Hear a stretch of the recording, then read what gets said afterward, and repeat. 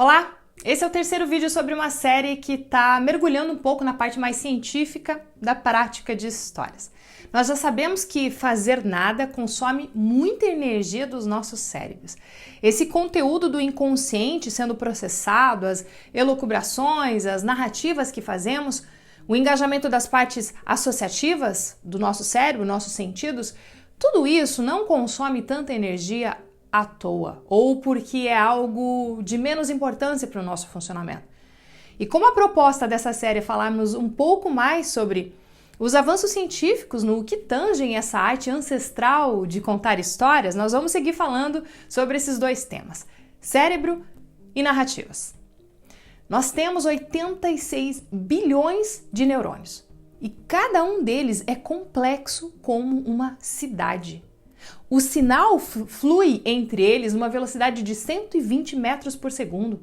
Eles viajam ao longo de 150 a 180 mil quilômetros de fios neurais. Isso dá para dar 4 vezes a volta ao redor da Terra. Agora para e pensa, para que tanta capacidade neural? A teoria da evolução diz que o nosso propósito é sobreviver e reproduzir. São objetivos complexos, principalmente na questão reprodutiva, porque nós precisamos achar meios de manipular o que potenciais parceiros pensam de nós. Convencer um parceiro de que somos desejáveis na nossa raça humana requer uma profunda compreensão de conceitos sociais, tais como atração, status, reputação, rituais de acasalamento. Nós poderíamos fazer uma analogia e dizer que nós, seres humanos, somos macacos altamente sociais. E nesse sentido, nós superamos todos os outros grupos de macaco, porque nós humanos somos especialmente bons trabalhando juntos. Todas as coisas vivas buscam a sobrevivência e cada ser vivo tem a sua maneira única, sua estratégia particular para garantir a sobrevivência. A nossa estratégia como humanos é nos reunir em grupos. Grupo no trabalho, na vida acadêmica, no bairro, na família, os amigos e por aí vai. É o que nós fazemos. Segundo Will Storr, um escritor britânico, autor de vários livros, entre ele The Science of Storytelling, que é esse livro que inspira essa nossa série, 95% dos psicólogos dizem que não vivemos em casas, vilas e cidades. Na verdade, nós vivemos em tribos que caçam e coletam junto. E é esse nosso eu universal, esse self universal, essa ideia de ser humano que está lá, no centro das regras morais daquele grupo. Então, se estarmos em grupo e sermos sociais é a nossa estratégia de sobrevivência, a pessoa que tem um comportamento altruísta é valorizada e a pessoa que tem um comportamento egoísta, não. No mundo das histórias, o altruísta é retratado como o herói e o egoísta como o vilão. Mas e no dia a dia dos nossos grupos, o que nós fazemos? Nós incentivamos comportamentos altruístas, valorizamos as pessoas que colocam os interesses dos outros na frente dos próprios interesses e nós desencorajamos o contrário. Inclusive nós contamos histórias, mas nós fazemos fofocas, construímos uma má reputação, punimos e sentimos ultraje moral por essas pessoas. São justamente os vilões das histórias que geralmente agem por conta dos próprios desejos às custas dos outros. Então, de um lado, nós temos os heróis, corajosos, altruístas, que alinham seus interesses com os interesses do grupo, e os vilões são o oposto disso. E uma das coisas universais do ser humano é o equilíbrio entre egoísmo e altruísmo. Outra herança desse comportamento grupal é a nossa obsessão com o status. Muitos animais lutam para aumentar seus status, porque muitos benefícios estão atrelados a um status mais elevado. Melhor território, melhor comida, melhores pares para acasalar e perpetuar. Então, a escada social, do status social, é quase como se fosse uma chave de ouro que nós inconscientemente temos que melhorar nossos status porque isso garante uma vida melhor e mais feliz. Além dos jeitos naturais de se conseguir status, ou seja, brigas e senilidade, nós humanos inventamos um outro jeito de alcançar status também: o prestígio. É algo humano que nos faz ganhar status quando nós somos mais impressionantes, mais morais, nós inventamos coisas, fazemos coisas úteis. Grande parte da nossa vida humana é despendida nessa questão de status.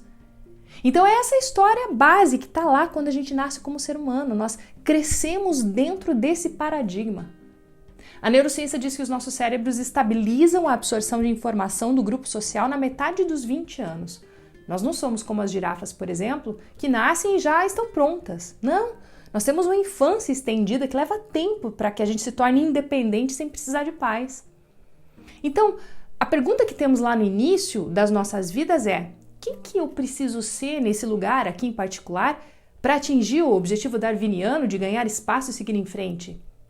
Que tipo de pessoa que eu preciso ser? Quais são as regras aqui nessa cultura?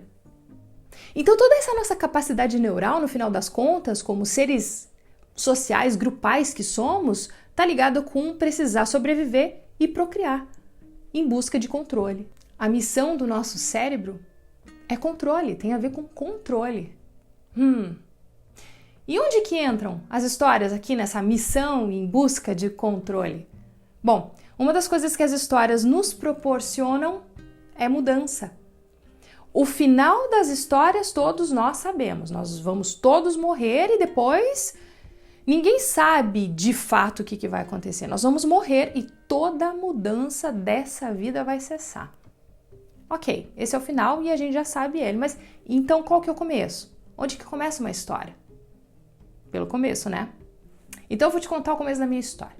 Eu sou Ana Paula Ezerhagen, eu nasci em junho de 1981, eu sou filha do Horst Leo Ezerhagen e da Vera Maria Lamel, eu sou neta do Gustav e da Ana, imigrantes alemães, eu também sou neta do Rudiberto e da Zelina, que são de descendência italiana. Os meus tios... essa história seria interessante se o nosso cérebro fosse apenas um processador de dados, mas ele não é. Dados assim têm pouco significado para o nosso cérebro. Lembra que o nosso cérebro é narrativo? Então o que o nosso cérebro, a nossa mente deseja em troca desse raro presente que é a atenção, o foco, a presença integral naquele momento, é algo mais do que dados. Então as histórias começam em um momento de mudança, mudança inesperada. Essa questão da mudança inesperada, ela é válida tanto para uma matéria curta do jornal, quanto para um épico com 350 mil palavras que nem o Ana Karenina. Algo mudou. A mudança é infinitamente interessante para o cérebro. A neurociência nos diz que todas as nossas percepções, elas são baseadas na detecção de mudança. Em um ambiente estável, nosso cérebro fica relativamente calmo, mas quando há mudança, imediatamente nós temos atividade neural. E é dessa atividade que a vida emerge. E aqui eu estou chamando a atenção para a atividade neural, não necessariamente o consumo de energia que nós comentamos nos vídeos anteriores. E se a missão do nosso cérebro é controlar, então o inesperado é algo para o qual ele está em constante alerta. Porque a mudança inesperada é o portal pelo qual o perigo vai chegar e cortar nossas gargantas. Paradoxalmente também, a mudança é uma oportunidade, é uma rachadura no universo pelo qual o futuro chega.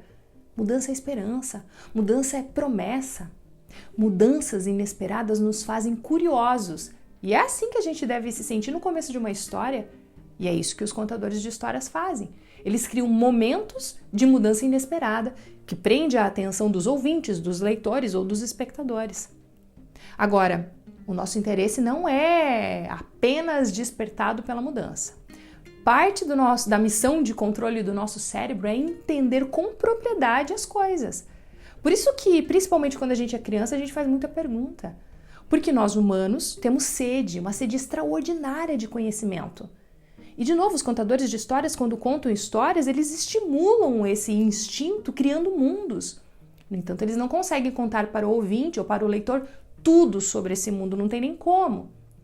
E olha que interessante. Depois de uma pesquisa feita para descobrir mais sobre como funciona a curiosidade humana e o autocontrole, concluiu-se que o cérebro parece se tornar espontaneamente curioso quando ele é apresentado um conjunto de informações que lhe parece incompleto.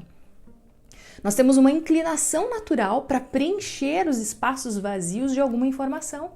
E não é só isso. Quanto mais contexto a gente vai ganhando sobre aquele mistério, mais ansiosos nós vamos nos tornando para resolvê-lo. Tomografias mostram que a curiosidade começa com um pequeno impulso no sistema de recompensa. Percebe a importância de saber isso? Porque não tenha dúvidas, as narrativas que chegam para nós da família, da escola, do governo, das corporações, da mídia, sabem e usam isso. Nós precisamos saber a resposta, o que vai acontecer na sequência. Quase da mesma maneira que a gente deseja sexo, droga e chocolates. E nós podemos ser induzidos a criar essas respostas. E o que são as histórias, se não caixas de mistérios para serem desvendadas? Então, para fechar esse vídeo, vamos recapitular o que a gente viu. Nós descobrimos que a missão do nosso cérebro é o controle e, como seres sociais que somos, nós aprendemos quais são as regras grupais que irão garantir a nossa sobrevivência e prosperidade. Justamente porque o nosso cérebro tem como missão o controle, a mudança é algo que chama a nossa atenção. É da mudança que a vida emerge. Além de estarmos interessados na mudança, nós também somos curiosos e desvendar um mistério é algo altamente recompensador para nós. No próximo vídeo nós vamos falar sobre alucinação e linguagem simbólica.